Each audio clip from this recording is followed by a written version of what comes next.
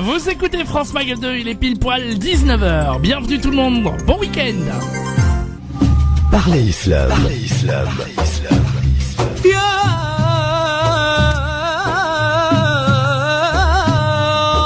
Parlez Islam, votre rendez-vous hebdomadaire pour répondre à vos questions, vos interrogations et vos doutes. Parlez Islam tous les vendredis de 19h à 21h, rediffusion le dimanche de 10h à midi. Parlez Islam, animé par l'imam Mohamed Bajrafil. Parlez Islam pour mieux le vivre dans notre société. Évidemment, il est là avec nous sur France Maghreb 2 comme tous les vendredis pour son émission Parlez Islam et on a le plaisir d'être avec lui. Salam alaikum, imam Mohamed Bajrafil. Wa alaykoum assalam wa rahmatullahi ta'ala wa barakatuh. Très content de vous retrouver en ce vendredi. Alors, cher imam Mohamed Bajrafil, on va évidemment démarrer comme tous les vendredis, comme la tradition le veut, avec peut-être une petite introduction avant d'accueillir nos chers auditeurs.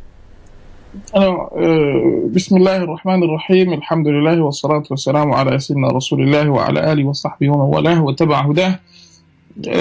Très content de vous retrouver, cher Moujahid. C'est partagé. Merci beaucoup. Et j'espère que vous avez passé une bonne semaine, Inch'Allah. Ah oui. Écoutez, moi ça a été très très bien. Beaucoup de boulot, très bien. Voilà, là on dit le travail c'est la santé. Bah, alhamdulillah. Alhamdulillah, rabbil alamin. Bah, ça tombe bien parce que je vais parler de travail. Je vous fais une surprise. Eh ben voilà, ça c'est une vraie surprise. Très bien. Je vais vous parler de travail parce que dimanche dernier, j'ai eu une rencontre avec des étudiants et des professionnels qui sont déjà comme leur nom l'indique, dans le milieu professionnel, en train de travailler, mais qui ont un très bon projet qui est un projet visant à aider les jeunes à s'insérer davantage, à s'investir davantage dans leurs études et à permettre aussi à la communauté musulmane et à la communauté nationale dans son ensemble, eh bien d'être en phase avec les réalités liées à la santé, à sa santé, prendre sa santé en main et également des projets divers et variés. Bref, c'est deux associations que je me permettrai de citer. L'une s'appelle OMAS et l'autre, donc organisation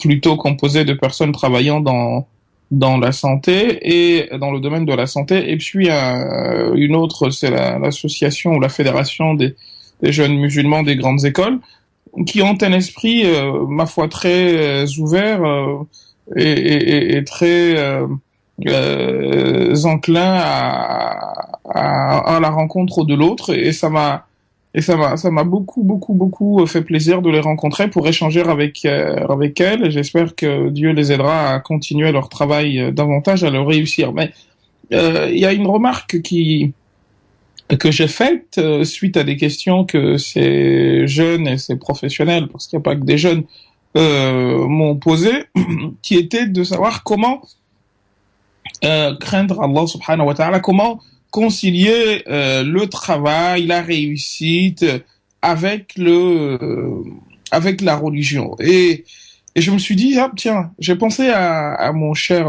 Moujahid en me disant c'est pas mal de faire un sujet là-dessus pour expliquer que en islam, on ne distingue pas, loin de là, une vie religieuse d'une vie entre guillemets normale. En gros, on te dit clairement, et la couleur est ainsi annoncée par le Coran, وَمَنْ يَعْمَلْ مِثْقَالَ ذَرَّةٍ خَيْرًا يَرَهُ, quiconque fait un bien et inférieur ou égal à un atome, eh bien il le verra le jour du jugement, c'est-à-dire il lui sera compté. وَمَنْ يَعْمَلْ مِثْقَالَ ذَرَّةٍ شَرًّا يَرَهُ, et quiconque fait un mal inférieur ou égal à un atome, il le verra. Ce qui veut dire que il est demandé à tout un chacun de faire le bien. Et le bien a trois sortes, à trois niveaux. Si vous me permettez, cher Moujahid, on va faire un peu de philosophie, même si ce sera de la philosophie de comptoir. Il n'y a pas de souci. Mais le bien a trois couleurs. Il y a le bien que tu fais en dans le cadre de ce que l'imam al-Ghazali va appeler dans Ihya Ulum al-Din at-ta'abbud al-mahd. C'est un acte d'adoration pur. Je fais la prière, je ne vois pas de retombées tout de suite, mais on m'a demandé de faire et je fais. Il y a un deuxième niveau, c'est le niveau de ce qu'on appelle ifadatul nafsi ou ifadatil al-ghayri. C'est servir l'autre ou se servir. Et troisième type, c'est si vous voulez, cher Moudjahid, une chose qui réunit les deux. Je fais un acte de don, zakat, je satisfais autrui, je lui fais du bien, mais en même temps, j'obéis à mon Créateur. Et au fond, le péché, c'est de ne pas faire un acte s'inscrivant dans les deux. C'est-à-dire quoi? Je ne suis pas au service de mon Seigneur, comme je ne suis ni à mon service, ni à celui de mon semblable. Et c'est pour cette raison que le prophète, sallallahu alayhi wa sallam, dans le hadith de Abi Dharr al-Ghifari, va nous dire, ittaqullaha aw ittaqillaha haythuma kunt. Crains Allah et une crainte révérentielle à l'endroit de ton Créateur, haythuma kunt, où que tu sois et quel que soit ton état. En gros, s'il nous est demandé de faire la prière, même si on est malade et allongé, en faisant ce qu'on appelle l'ima, c'est-à-dire qu'on montre, on fait les gestes par les paupières, eh bien, c'est pour que nous comprenions justement que dans tous les instants, tout ce que nous faisons dans la vie, eh bien, en fonction de l'intention que nous avons, peut être orienté vers autrui et vers notre Créateur comme étant un acte d'adoration. Et à partir de là, ton travail, même le fait que tu joues avec tes copains, avec tes amis, tout cela peut être compté comme un acte d'adoration, bien entendu, en fonction de l'intention qui est la tienne au moment où tu accomplis ces faits-là. En gros, on peut avoir quelqu'un qui est à la mosquée, au risque de vous surprendre, cher Moudjahid, et avoir des péchés. Oula. Et avoir quelqu'un qui est au marché et avoir des bienfaits. Et pourtant, un hadith du prophète nous dit que le pire des endroits qui soit, même si le hadith est daïf, est faible, c'est le marché. Pourquoi? Eh bien, parce qu'il s'y dit souvent des choses, où il peut se dire des choses qui ne sont pas vraies, parce que les gens veulent que on achète, donc nous roule un peu dans la farine, comme dirait l'expression française. Et la mosquée est censée être le meilleur endroit sur terre, étant donné que c'est dedans que l'on parle de Dieu. Sauf que celui qui est à la mosquée et qui sème le désagrément, qui dérange l'autre, eh bien, il n'est pas mieux que celui qui, au marché, plutôt répand le bien, fait le bien à ses semblables, même si les endroits auxquels l'un et l'autre se trouvent ne se valent pas.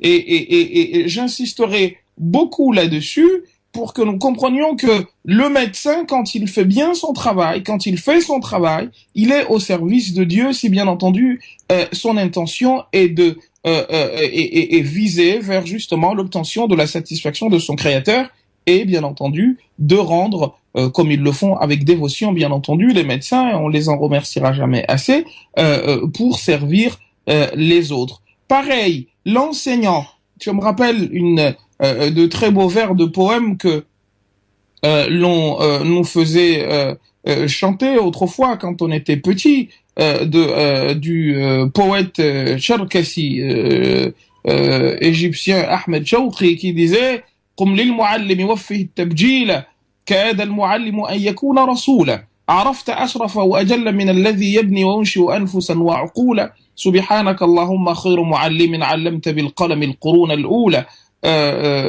Tiens-toi debout en guise de respect pour le prof. Et Dieu sait que c'est quelque chose que nous autres regrettons qu'en France, eh bien, on l'ait supprimé parce qu'on parle tout le temps d'autorité des enseignants. Mais moi, je me rappelle que pourtant, je suis pas très vieux, cher Moudjahid. Non, je vous le confirme. Mais il y a une vingtaine d'années derrière nous, quand les profs, surtout à l'école coranique, quand le maître rentrait dans la classe, eh bien on se levait en guise de respect, parce que on nous disait justement ce poème Kada al-muallimu an yakuna rasula, car l'enseignant a failli être un prophète.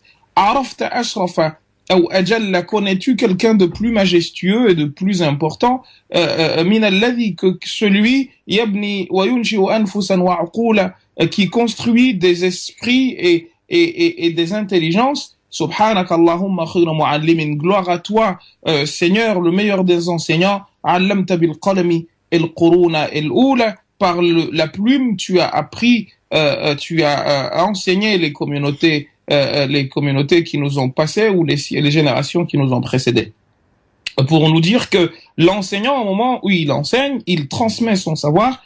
Eh bien, si il le fait encore avec dévotion, et c'est pas parce que je suis enseignant, cher Moudjahid, que je défends ma cause, ou je défends plutôt ma mosquée, pour ne pas dire ma chapelle, mais c'est parce que c'est sans doute le plus beau métier qui soit au monde. D'ailleurs, il y a un monsieur qui s'appelle l'imam al-Zarnouji, qui a écrit un livre intitulé Ta'alim al-Muta'allim Tariq al-Ta'allum. Il est mort à peu près vers la fin du 7e siècle de l'Hégire. Il disait al-ilmu ilmani, les sciences sont de deux types.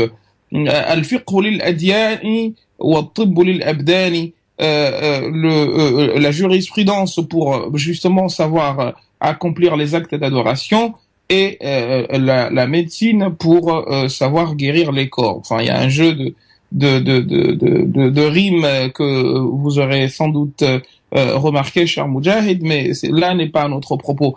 Donc, on n'a pas à distinguer chez nous entre ce qui relève de l'islam en tant que ça c'est religieux, ça c'est l'islam, c'est comme ça que les choses doivent se faire, et puis quand je suis dehors, c'est pas l'islam, non, c'est pas comme ça que ça se passe. Dehors comme à l'intérieur, eh bien je suis un humain au service de mes semblables, au service de mon créateur. Et c'est pour ça que le prophète dira dans le célèbre hadith, Khayrun nasi, les meilleurs des hommes, anfa'hum linnas, sont le plus utile de ces derniers à ces derniers. C'est-à-dire quoi? Plus on est utile aux hommes, eh bien mieux on est auprès d'Allah subhanahu wa ta'ala.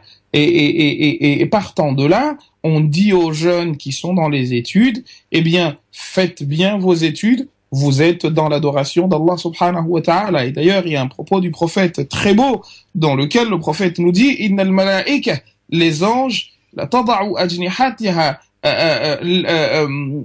étalent leurs ailes, li talibil ilmi, pour quiconque marche en direction de l'école, en direction de là où il va recevoir le savoir, ridan bima yaf'al, étant content de ce qu'il fait. La place de la science en islam est sans doute plus importante qu'ailleurs, même si on s'en est éloigné un tout petit peu. Ce qui veut dire encore une fois que c'est pas parce que je suis imam que je dois être considéré comme savant, et le médecin qui lui aussi a fait de longues études n'est pas considéré comme savant. Malheureusement, dans notre communauté, on a la fâcheuse tendance à distinguer les deux et à opposer les deux. Aujourd'hui, quand on parle chez les musulmans des savants, eh bien, on parle seulement des théologiens, alors qu'il y a le médecin est un savant, l'astrophysicien est un savant. C'est d'ailleurs le sens qui est reconnu ici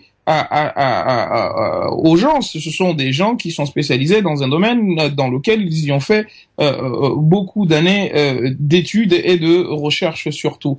Donc on peut être médecin, on peut même être footballeur, on peut même être handballeur, on peut même être en train de faire son sport et bien entendu être dans l'adoration de son Seigneur. Et c'est pour cette raison que le prophète, Dieu lui dit, Iqra bismi rabbika alladhi khalaq, apprends, lis, récite au nom de ton créateur, de ton Seigneur qui a créé, khalaqal insana min alaq, comme tout le monde connaît l'histoire de la révélation, et c'est ainsi d'ailleurs que la révélation commence en islam. Donc, chers vous qui nous écoutez, l'islam nous a appris donc que les bonnes manières, c'est l'islam par excellence. Le fait d'être en bon terme avec votre voisin, c'est l'islam. Le fait de vous entendre, de trouver quelqu'un dehors et lui dire bonjour, c'est une injonction divine. وَقُولُوا لِلنَّاسِ حُسْنًا, dites le bien aux gens. Le fait de comment dire, de nous rendre disponibles pour les autres, c'est un acte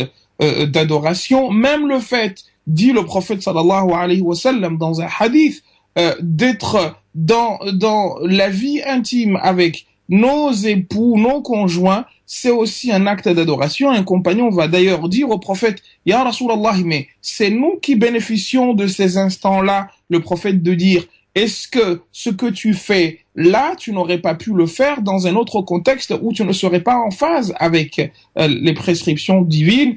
Et le compagnon dit oui. Le prophète de lui dire, eh bien, pour cette raison, tu es aussi dans l'adoration de ton Seigneur, même quand tu es dans tes moments intimes avec ton conjoint. Ce qui veut dire, encore une fois, que on ne distingue pas une vie qui serait comme ci, d'une vie qui serait comme ça. Le fait même de te saper, de te bien habiller, cher Moujahid, comme je sais que vous aimez la sape. Ah oui. Apparemment, il y a des gens qu'on appelle des sapeurs ou des sapologues ou je ne sais quoi. Le fait d'être bien habillé, c'est un acte d'adoration, si bien entendu, le but est d'être beau comme Dieu nous a demandé de nous rendre beaux. Nous dit Dieu dans le Coran. Le fait de nous parfumer, je sors, je me parfume, je me rends beau pour justement que la personne qui me verra ne trouve rien à redire. Aïcha est certaines des épouses du prophète sallallahu alayhi wa sallam. Il nous est rapporté que quand le prophète recevait quelqu'un, eh bien, il se levait, il se parfumait, etc. Et les femmes du prophète lui disaient, mais pourquoi tu fais cela? Il disait, pour que je sois à tout point de vue irréprochable. Donc, nous voyons encore une fois qu'il y a une idée derrière tout cela, qui est l'idée à la fois du contentement du Créateur et de tous ceux qui nous entourent, tout en nous faisant du bien également, car il va dire dans le hadith très connu de Salman al-Farisi et Abu Darda était un compagnon très ascète parmi les compagnons du prophète, sans doute le plus ascète de tous. Et un jour, son ami Salman al-Farisi va lui rendre visite et il trouve sa femme ala hidad, comme on dit en arabe littéraire, il la trouve dans des habits de deuil. Faqala, il lui a dit, ma biki ya Darda, qu'est-ce qui t'arrive toi, Darda? Et Darda lui dit, eh bien, c'est ton frère qui m'a dit que, maintenant, il va se consacrer à l'adoration d'Allah et il a plus de temps à passer avec moi, etc. Et là, Abu Darda, Salman al-Farisi reste, il lui dit, je l'attends de pied ferme ici. Abu Darda rentre de l'extérieur et là, Salman lui dit, oh toi Abu Darda, qu'est-ce que tu as décidé de faire? Dès qu'il rentre, Abu Darda demande à sa femme, Darda, de faire à manger pour Salman. Donc on a fait à manger, on a servi, Salman a dit, mais mon gars, tu viens, on mange. Abu Darda lui a dit, je ne mange pas, je suis en situation de jeûne. Il lui dit, non, je ne mange pas si tu ne manges pas. Donc il a fini par le convaincre de manger avec lui. Ils ont mangé, et ensuite, le soir est venu, il a demandé à ce que, donc ils ont mangé, il a demandé à ce que on lui fasse un lit, on lui a préparé un lit à Salman, et il voit Abu Darda qui veut aller faire la prière toute la nuit. Et là, Salman lui dit, Ya Abu Darda, ma araka taf'al, qu'est-ce que je te vois faire?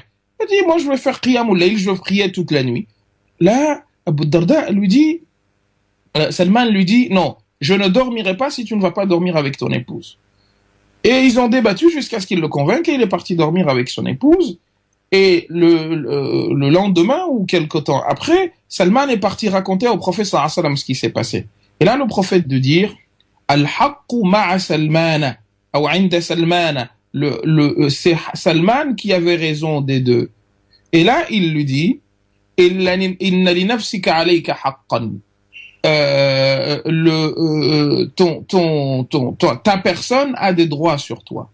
Wali ahlika alayka haqqan. Et ta femme a des droits sur toi.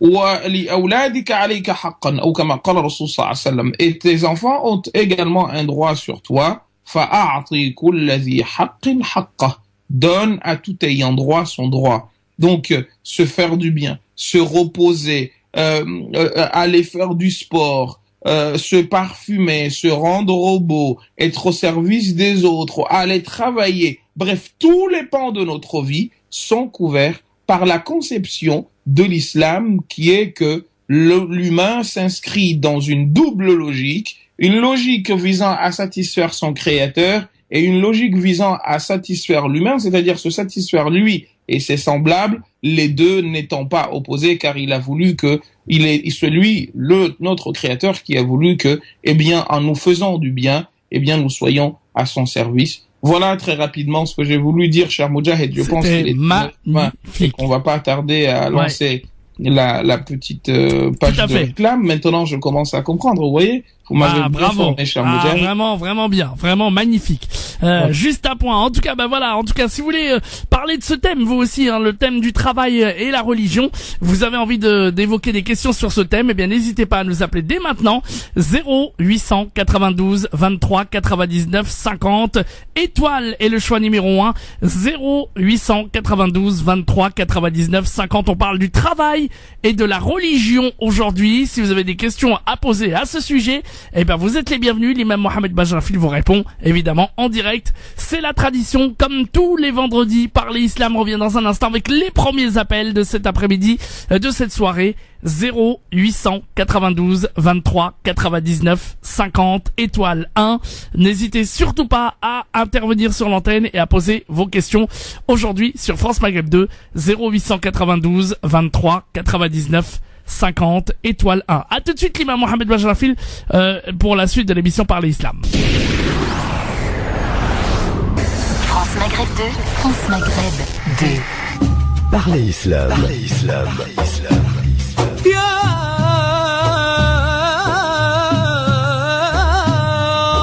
Parler Islam, votre rendez-vous hebdomadaire pour répondre à vos questions, vos interrogations et vos doutes. Parler Islam tous les vendredis de 19h à 21h, rediffusion le dimanche de 10h à midi. Parler Islam animé par l'imam Mohamed Bajrafil. Parler Islam pour mieux le vivre dans notre société. Et nous sommes de retour sur France Maghreb 2 dans l'émission Parler Islam avec vos appels en direct au standard au 0892 23 99 50.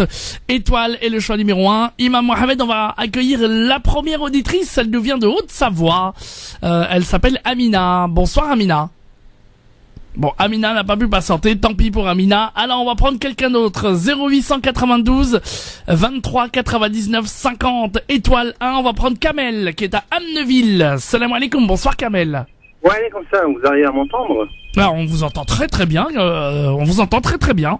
Bienvenue à vous. Bon, merci, bonsoir à tous les auditeurs. Bon, ma question, elle est assez simple. Ma femme est fonctionnaire d'État, donc elle est professeure.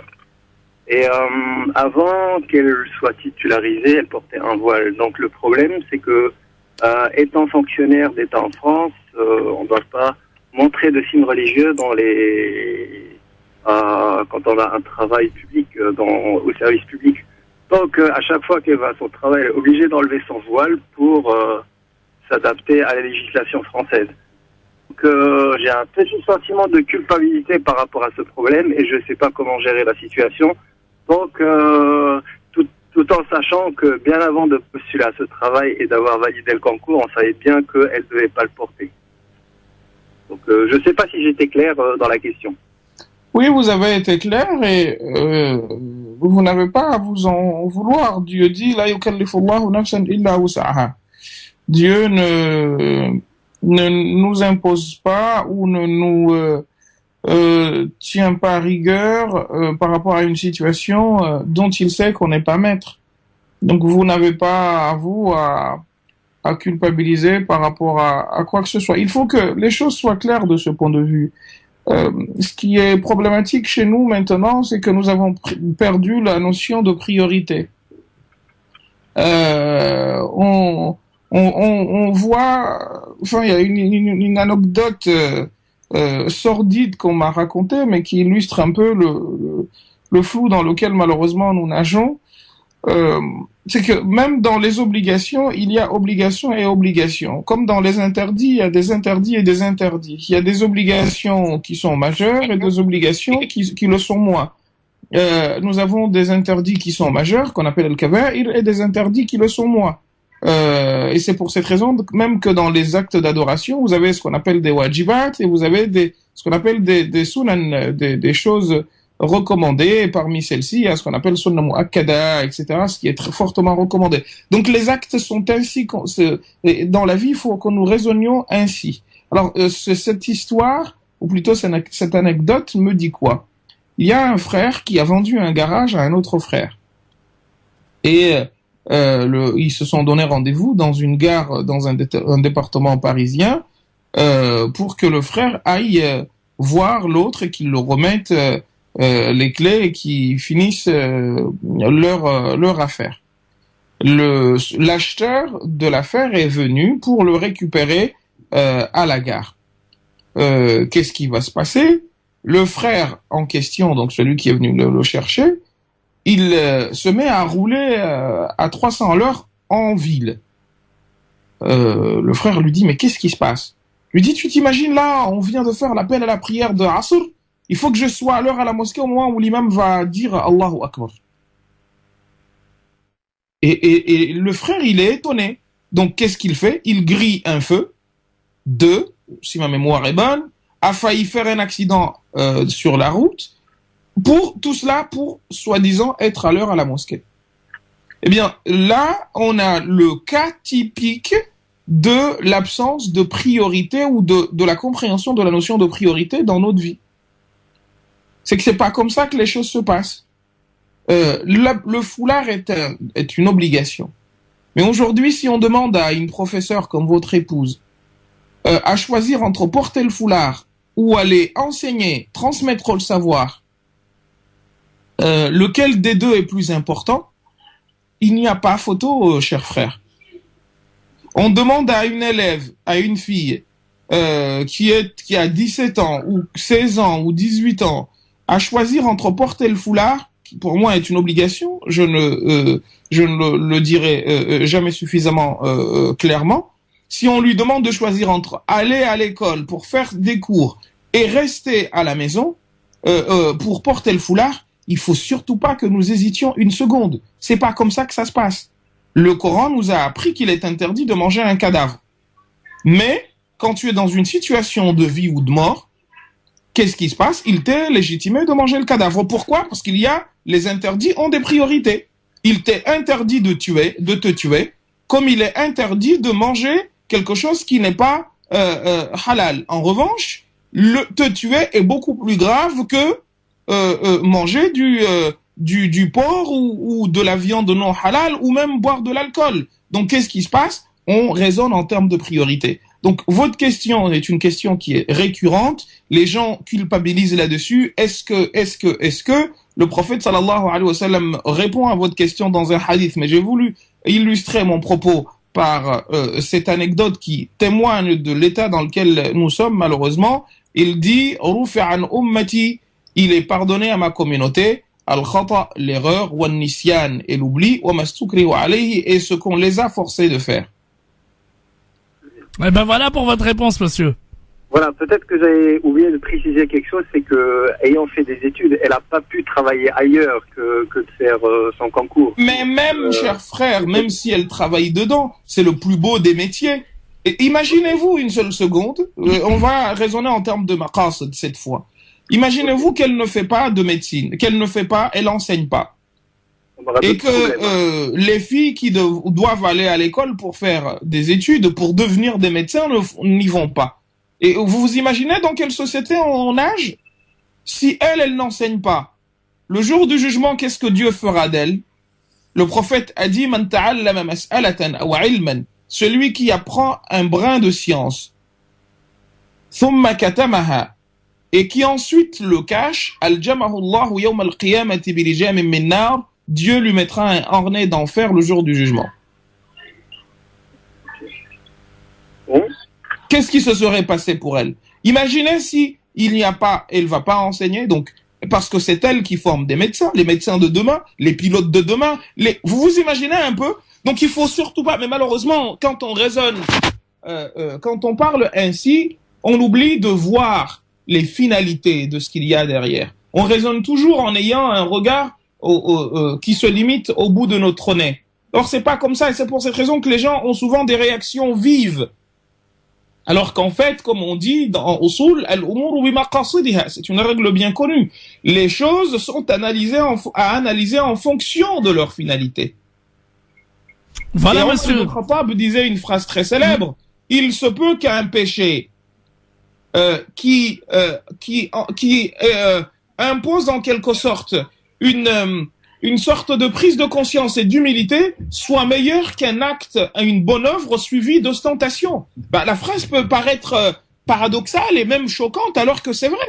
Si vous avez commis un péché et qu'ensuite derrière vous êtes humble, vous vous êtes rendu compte de la gravité de ce que vous avez fait et vous vous êtes rédimé en demandant pardon, c'est mieux qu'un acte d'adoration qui serait suivi de quoi? Qui serait suivi de comment dire, d'ostentation et d'orgueil. Et d'ailleurs, le prophète, Dieu dit dans le Coran que kalimatun tayyib, un bon mot est meilleur, khayrun min sadaqatin tatba'uha adha, qui est suivi de désagréments. Et pourtant, à la base, c'est quelque chose de bien. Donc, il faut que nous soyons logicistes, si je puis m'exprimer ainsi, rationalistes un tantinet, pour voir les choses et leur finalité. Ne pas seulement s'arrêter au bout de notre nez, mais aller au-delà. Qu'est-ce qui se produit si elle enseigne pas? Parce que vous pouvez dire, si elle enseigne pas, d'autres le feront. Mais c'est le fameux impératif catégorique d'Emmanuel Kant. Et si tout le monde en faisait autant, et si elle dit ça, une autre dit la même chose, on finira par ne pas avoir de prof. Et s'il n'y a pas de prof, qu'est-ce qui se passe? Eh bien, il n'y a pas de pilote, il n'y a pas de médecin, il n'y a rien qui marche, chers frères. Donc il faut que nous arrêtions de raisonner de manière, pas vous, parce que vous avez posé votre question, mais que nous nous cassions trop la tête sur des choses qui n'ont pas lieu d'être. Voilà. Voilà, tout est dit. Merci beaucoup en tout cas de votre appel et puis parlez à votre femme et rassurez-la. Merci, bon week-end. Bon week-end à vous. À bientôt. Au revoir. Salam alaikum.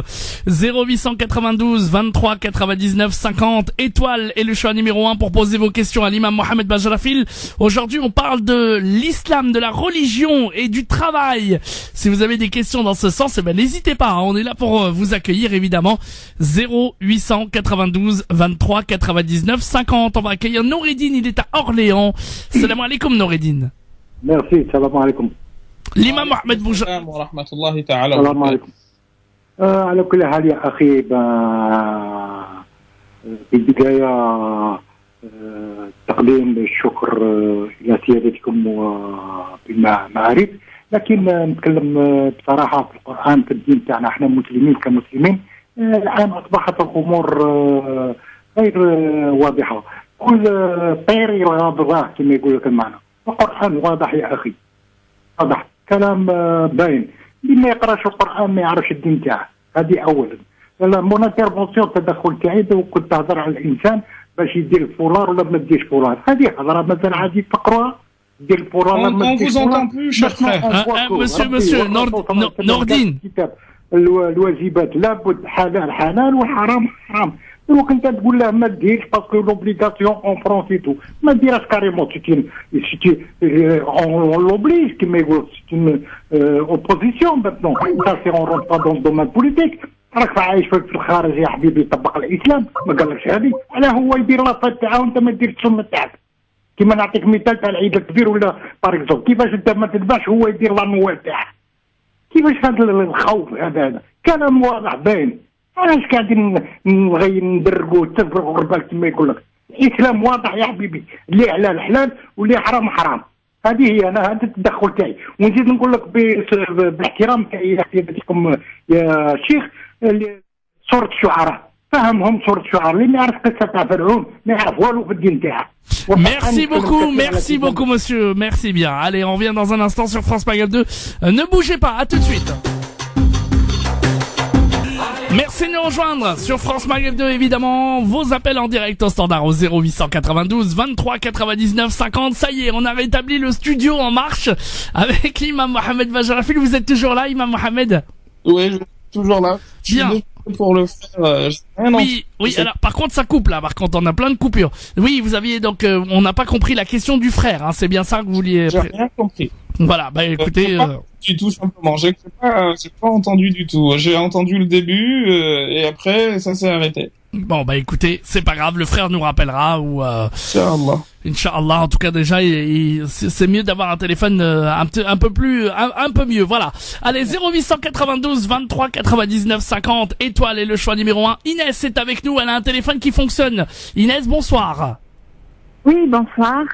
Donc voilà, donc j'avais deux questions. Donc la première, c'était, je voulais savoir parce que par rapport à ma situation, étant donné que je suis fonctionnaire à l'Éducation nationale, mais en tant qu'administratif.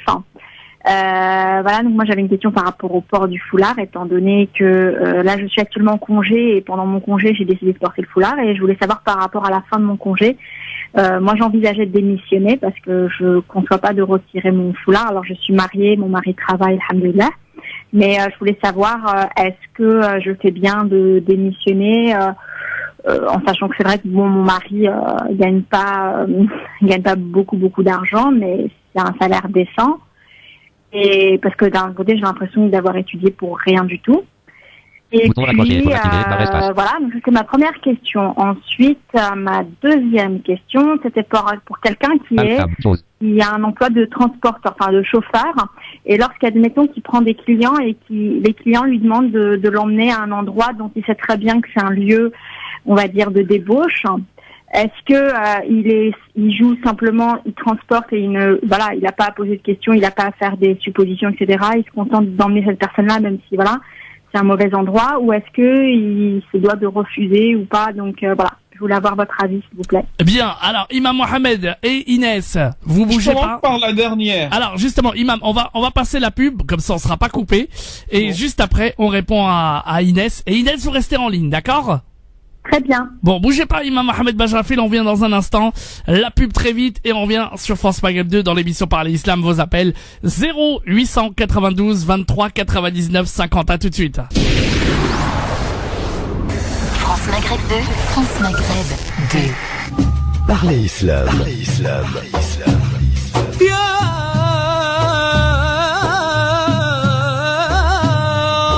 Parler Islam, votre rendez-vous hebdomadaire pour répondre à vos questions, vos interrogations et vos doutes. Parler Islam, tous les vendredis de 19h à 21h, rediffusion le dimanche de 10h à midi. Parler Islam, animé par l'imam Mohamed Bajrafil. Parler Islam pour mieux le vivre dans notre société. Et l'imam Mohamed Bajrafil, évidemment, est là pour vous répondre et répondre à vos questions, en tout cas en direct, évidemment. Nous sommes de retour. Imam Mohamed, est-ce que vous êtes toujours là? Je suis toujours là, cher Moujahid. Parfait. Alors, on va récupérer Inès. Inès, est-ce que vous êtes toujours là? Oui, bien sûr. Parfait. Alors, Inès, voilà, on va répondre à vos questions. Alors, il y avait deux questions pour Inès, cher Imam Mohamed Bajrafil.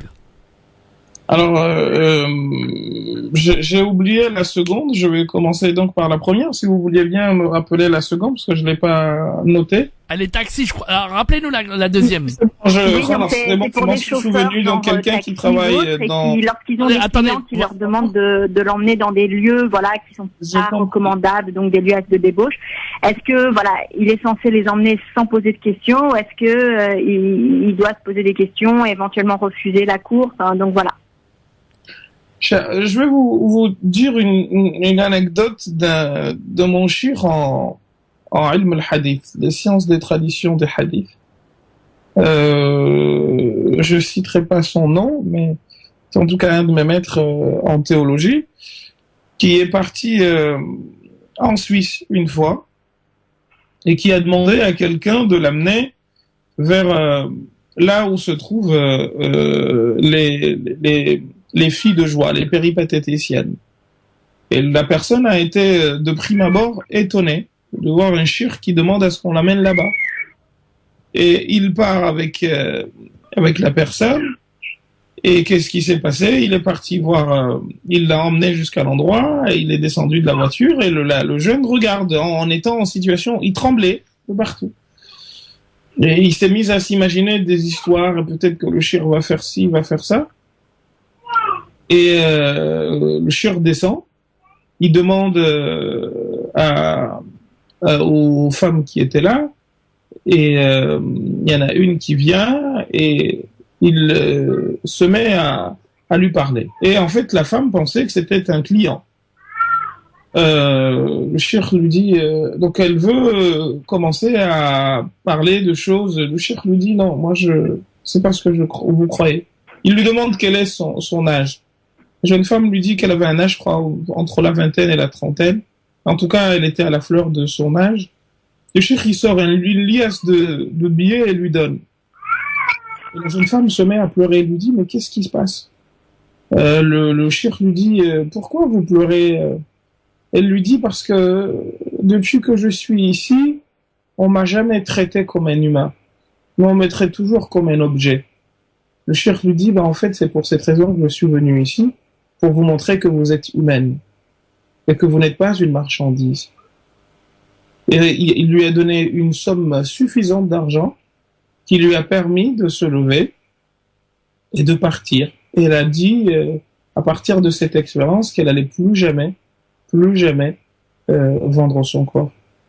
Et pourtant, si on voulait juger du début à la fin cette histoire, on se dirait, mais ce cheikh, il est parti là où il y a les prostituées.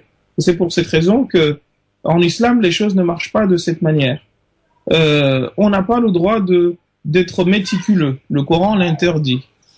Wala tajassasu, et ne soyez pas méticuleux, ne soyez pas les espions les uns des autres. Une autre lecture du même verset nous dit wala tahassasu, ne soyez pas des gens qui reniflent les mots.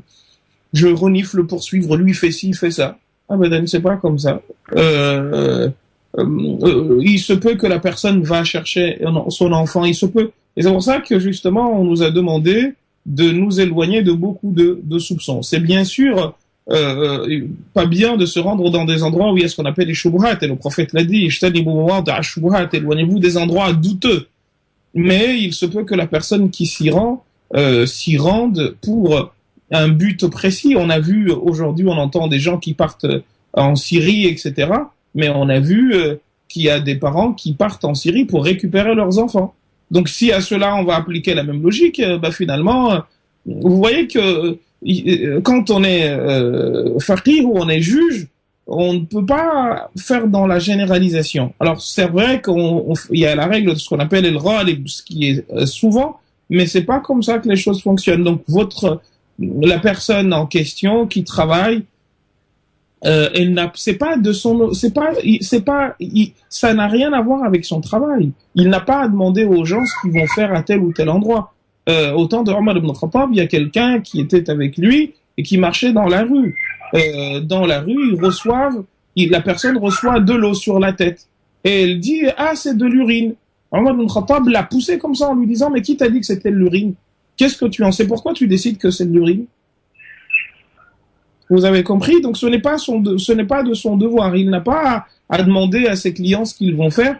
Lui, il a un travail, il fait son travail, basta. Et c'est pour ça d'ailleurs que chez les Malikites, au risque de vous étonner, si vous avez deux personnes, l'une tue et l'autre ne tue pas, la personne qui était là et qui aura même, par exemple, je sais pas moi, lui aura fourni quelque chose. Pour certains Malikites, celui qui a tué est le seul responsable, l'autre on ne l'est pas.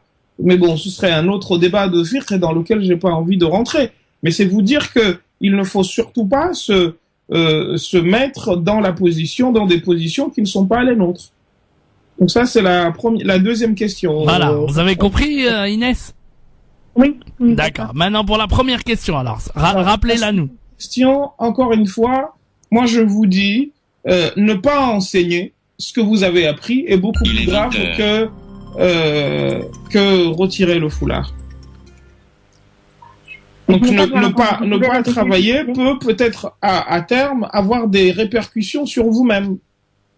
Alors si vous trouvez un autre métier, mais je ne sais pas comment vous vous y sentez. Peut-être que vous vous épanouissez beaucoup plus. Il faut surtout pas que nous soyons dans une dimension où on voit notre religion comme une religion de père fouettard. La religion veut le bien de la personne avant tout.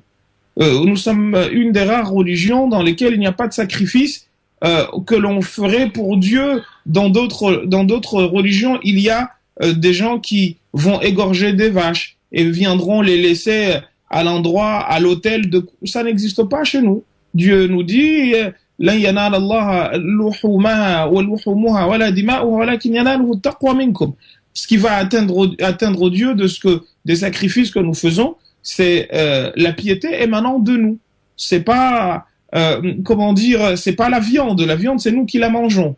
Pour vous dire que il faut que nous ayons un esprit très clair et très ouvert de ce point de vue-là. C'est vrai que ne pas mettre le foulard, pour moi, je ne suis pas de ceux qui vous disent que c'est pas obligatoire. Mais encore une fois, je raisonne en termes de priorité. Je raisonne en termes d'hiérarchie. Autant des obligations que des interdits. Un exemple, je m'arrêterai là-dessus. Il y a une célèbre histoire, l'histoire de Jurayj. Jurayj fait partie de ces 3 personnes qui ont fait parler des enfants qui étaient en bas âge, comme le dit le prophète sallallahu alayhi wa sallam dans un hadith authentique. Et ce qui est arrivé à Jurayj, c'est quoi? C'est qu'il s'est retrouvé un jour en train dans son temple en train de prier. Sa mère est venue, elle l'a appelé, elle lui a dit, elle a appelé Jurayj, et Jurayj était en train de faire la prière. Et pour répondre un peu aussi à la question d'avant, Jurayj faisant la prière, avant de rentrer dans la prière, il s'est dit, Ummi amis salah. Est-ce que je réponds à l'appel de ma mère ou je fais la prière? Il a dit, je fais la prière. Deuxième fois, la même chose. La mère l'appelle, il se dit, moi je fais la prière. Troisième fois, la même chose. La mère lui dit, a fait un doua. Eh bien, il dit, Ya Rab, ne finis pas sa vie avant qu'il ne soit touché par une honte, une avanie, un opprobre. Et Allah a exaucé le vœu de la mère. Un beau jour, un groupe de personnes étaient assis dans un endroit précis, ont vu une femme qui était connue pour être de mœurs légères, qui est passée devant eux, et ils lui ont demandé d'aller avoir des relations intimes avec Jurayj, histoire de le dévergonder, parce qu'il s'était retiré du monde, il s'était coupé du monde, et il ne se comportait pas comme eux. La femme va et essaye de charmer Jurayj. Jurayj l'envoie balader en déclinant son invitation à la débauche. La femme a trouvé un vieux à côté, un berger, avec lequel elle a fait, elle a eu des relations d'hommes et de femmes.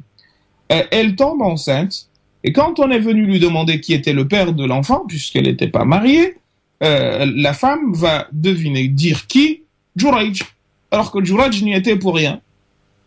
Jurayj, on est venu, on a cassé son temple, l'histoire est longue, et le but n'est pas de raconter l'histoire de Jurayj, mais de vous montrer que Jurayj ici a manqué de jauge, d'organisation, de priorité. Tant et si bien d'ailleurs que l'imam al-Haramayn, Mohammed ibn Yusuf al-Juwayni, va nous dire que si ta mère t'appelle et que l'heure de la prière est arrivée, mais que tu as du temps devant toi, eh bien, réponds à l'appel de la mère, puisque l'heure de la prière ne va pas passer tout de suite. Et ça va même plus loin. Si ta mère t'appelle et que tu es en train de faire une prière surrogatoire, laisse la prière surrogatoire pour aller répondre à l'appel de maman, parce que répondre à l'appel de maman est obligatoire, alors que la prière que tu es en train de faire est plutôt quelque chose de recommandé. Donc, ayons ce sens-là. Qu'est-ce qui vous dit que demain, vous n'allez pas déprimer? Parce que nous sommes des humains, nous sommes faits de chair et d'os, nous avons des cœurs. Qui vous dit que demain, vous n'allez pas déprimer? Qui vous dit que demain, vous n'allez pas avoir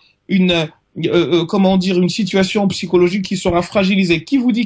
J'en sais rien. Moi, encore une fois, vous me dites aussi que... Oui, en fait, ce que je veux dire, c'est que moi, personnellement, ça ne me dérange pas d'aller voir ailleurs, notamment dans le privé, où on m'acceptera tel que je suis, où je n'aurai pas besoin de me cacher ou de mettre un bonnet ou que sais-je encore. Mais c'est plus par rapport à mon mari, lui, ça le dérange énormément. C'est-à-dire que pour lui, financièrement, il se dit, ça va être compliqué un peu pour lui. Voilà, par rapport au projet. C'est la deuxième raison que j'allais avancer, mais j'ai voulu déjà axer ma réponse sur la première partie, sur cette partie-là psychologique, avant de venir à la seconde qui, elle, est matérielle. Vous avez le droit de vous dire en islam, je mets mes doigts de pied en éventail et vous dites à votre mari d'aller bosser. C'est votre droit. Vous avez le droit en islam de le faire. L'islam ne vous interdit pas de travailler, mais si vous n'avez pas envie de le faire, vous avez le droit. Le mari n'a pas le droit. En revanche, c'est une question d'équilibre. Exactement. C'est une question d'équilibre.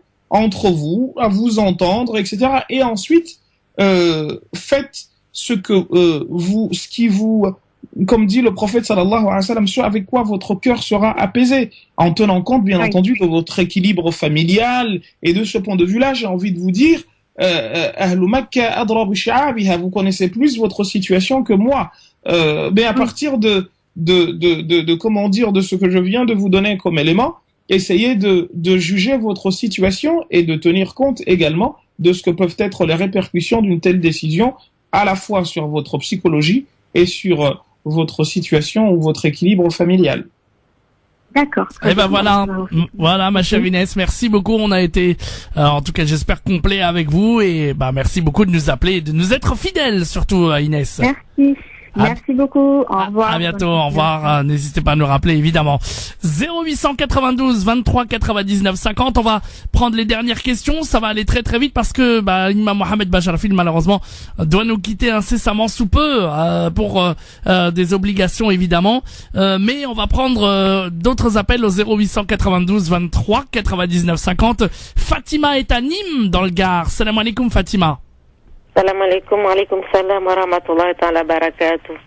Alors, Imam Mohamed Bajarfil vous écoute. Alors, moi j'ai deux questions.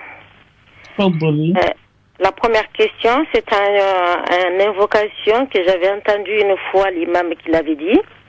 Mais il avait pas donné l'explication j'ai l'habitude d'entendre en français pour mieux comprendre la réponse de quoi je lis. Alors le doigt c'était Jazallahu anni Sayyidina Muhammadan ma huwa ahlu. Que Dieu récompense de ma part le prophète Mohammed par ce dont il est digne. C'est-à-dire le jour du jugement, lorsqu'il sera celui par qui nous allons être sortis de 50 000 ans d'attente sous le soleil, tel que les traditions nous l'apprennent. Ok. Alors la deuxième question. Naam. Ma deuxième question, c'est que moi, dans mon pays, en fait, de ma naissance, je suis née à Madagascar. Manaon. Et je n'ai jamais vu mes parents faire un sacrifice après la naissance, en fait. Alors c'est pas obligatoire, même si les Hanbalites sont... Attendez, là vous parliez en même temps, donc oui. Ce n'est pas obligatoire, c'est très recommandé, même si les Hanabila, l'école Hanbalite insiste beaucoup là-dessus.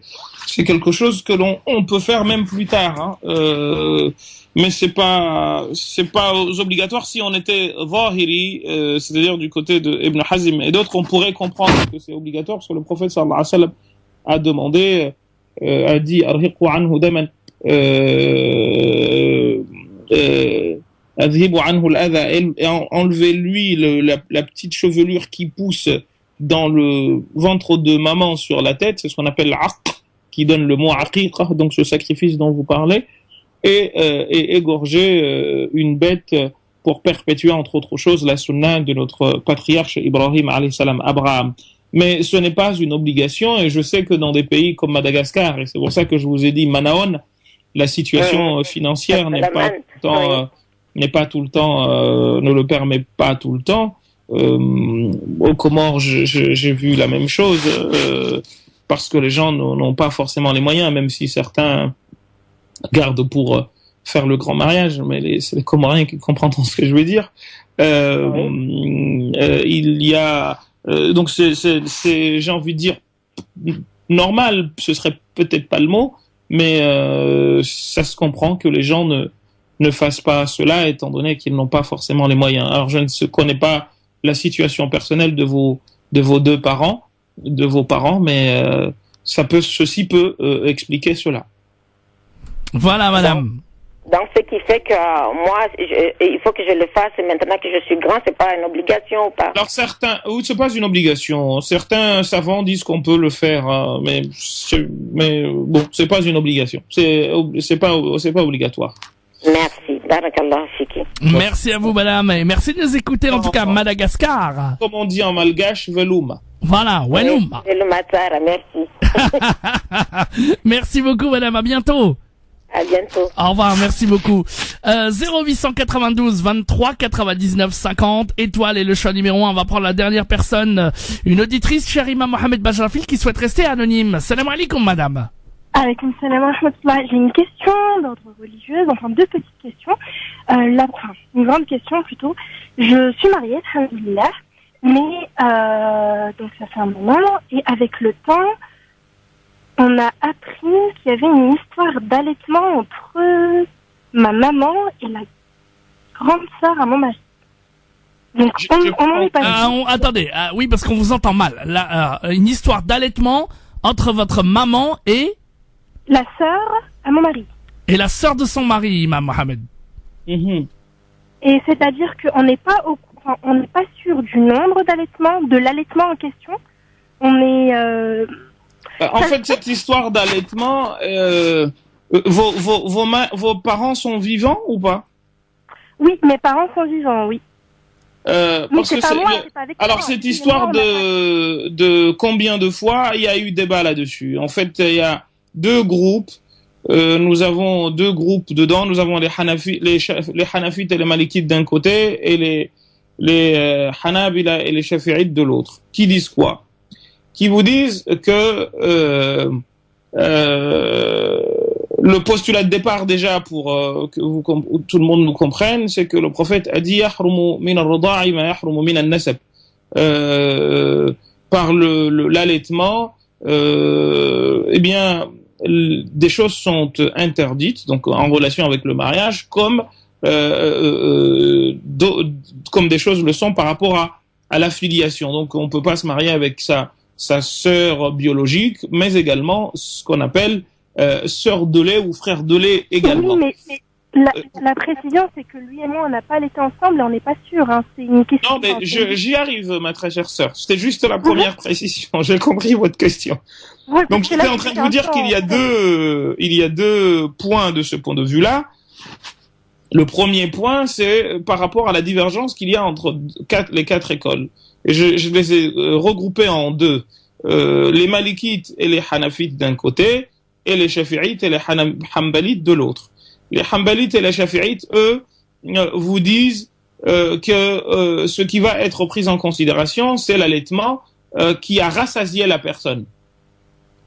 C'est-à-dire quoi? On a suffisamment allaité, donc ce qui fait que les uns disent 5 fois, d'autres disent donc 5 fois séparés, d'autres disent non, c'est même si il tête 5 fois d'un coup comme ça, c'est considéré comme quelque chose de suffisamment valide pour rendre le mariage impossible, dans le sens où c'est considéré comme suffisant pour que la personne puisse être déclarée comme étant la sœur de lait ou un frère de lait. Donc ça c'est c'est les Hanbalites et les Shafi'ites avec quelques nuances chez eux. Ensuite nous avons les Hanafites et les Malikites pour qui justement la quantité n'est pas 5 cette fois-ci, mais plutôt 1. Alors les uns disent suffisante, les autres disent non, ce qui fait qu'il y a eu un débat là-dessus sur l'histoire de Aïcha qui a agité encore il y a pas très longtemps l'Égypte. Je trouve que c'est un peu le débat a été ridicule, mais c'est pas ce qui nous intéresse ici. Ce qui nous intéresse ici, c'est par rapport à votre question. Et dans ce cas, qu'est-ce qui se passe? Les fuqaha, les jurisconsultes disent qu'on va voir les femmes, en l'occurrence, et leur témoignage est pris en compte davantage que celui de n'importe qui dans le domaine. Donc on va leur demander tout simplement. Et le mari aussi a le droit comme vous avez le droit de vous renseigner, et quitte à faire jurer les personnes. Donc si vous n'êtes pas sûr... Elles se rappellent pas du tout. Elles ont un doute, mais elles se rappellent pas. Elles sont, si vous voulez, elles sont très âgées, hein. C'est ma mère, avec sa sœur à lui, sa demi-sœur pour être plus précise, et encore c'est, ils ont 30 ans d'écart, quoi. Enfin, je veux dire, elle se rappelle pas. Enfin, c'est ma mère avec sa grande sœur à lui et moi on n'a pas allaité. Enfin, je veux dire, c'est. Mais qui vous a dit cela alors? En fait, c'était lors d'une discussion, ma grand-mère, c'est ma grand-mère et sa mère à lui, elles en ont parlé, mais oui, je pense qu'on a dû allaiter, elles savent plus vraiment, elles pensent qu'il y a un allaitement, mais elles sont plus très sûres. Donc, c'est pas comme ça que ça se passe, chère sœur. Comment?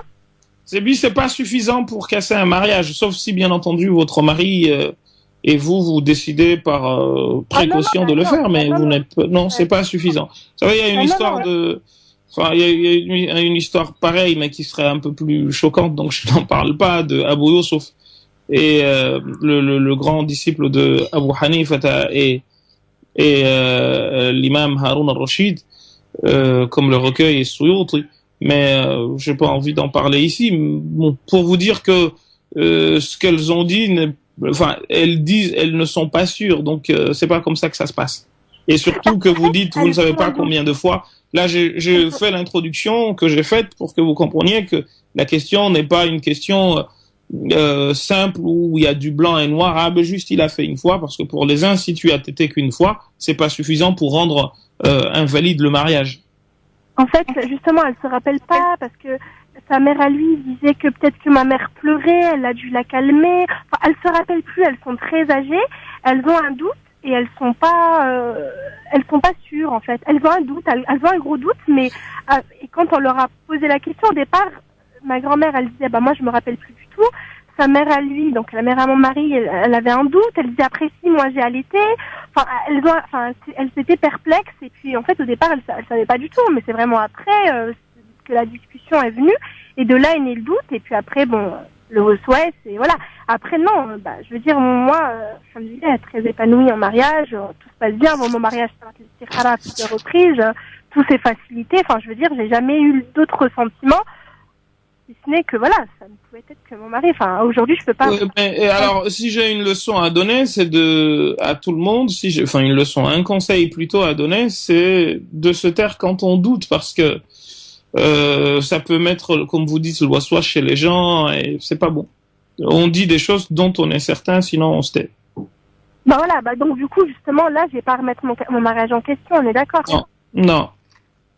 Voilà, soyez rassurés en tout cas. Oui, alors rapidement, parce que on va bientôt clôturer. Une petite question. Oui. Sur le travail en banque, mais pas dans le domaine des intérêts. Ah, justement, tiens, on est dans le travail. Oui. 20h18, cher Moudjahid, je suis désolé, chère sœur, on se retrouvera, Inch'Allah, la semaine prochaine. Voilà, la semaine prochaine, vous nous répondrez, on vous répondra à la question, d'accord? En tout cas, voilà, barakallahu fikum, merci à vous. Et si vous lisez l'arabe, je vous conseille un livre d'un monsieur qui s'appelle l'imam ad-Dirabi et Shafi'i, qui s'intitule An-Nikah ala al-Madhahib al-Arba'a, le mariage selon les 4 écoles, et je pense dans les toutes premières pages, je me rappelle plus, ça remonte à un petit moment que je l'ai pu enseigner, il aborde cette question de manière assez détaillée, et tout le monde peut y trouver son compte. Voilà. Mais de toute façon, là, le mariage, il est fait, voilà, alhamdoulilah. Bien sûr, pas de souci, mais je vous dis, si vous comprenez l'arabe, vous prenez ce livre qui s'appelle An-Nikah fi al-Madhahib al-Arba'a, un monsieur qui s'appelle l'imam ad-Dirabi al-Azhari. Voilà. L'imam ad-Dirabi. Voilà. Merci beaucoup, chère sœur. Bonne soirée. À bientôt, bonne soirée. Merci. Bon, Imam Mohamed Bajrafil, je vous laisse conclure l'émission. Vous avez, 10 secondes, 20, 30 secondes pour conclure l'émission de ce thème d'aujourd'hui, l'islam et le travail, et puis, bien entendu, votre émission Parler Islam. Alors quoi vous dire, juste un verset du Coran, juste, c'est la meilleure des conclusions qui soit. Yuridullahu an yukhaffifa ankum, Dieu a voulu vous faciliter la vie, ne pas vous l'alourdir. Wa khuliqal insanu da'ifa, et l'homme a été créé faible. Voilà. Salam alaikum et merci beaucoup, cher Imam Mohamed Bajrafil, et on vous retrouve la semaine prochaine, évidemment, pour l'émission Parler Islam. Salam alaikum. Alaikum salam.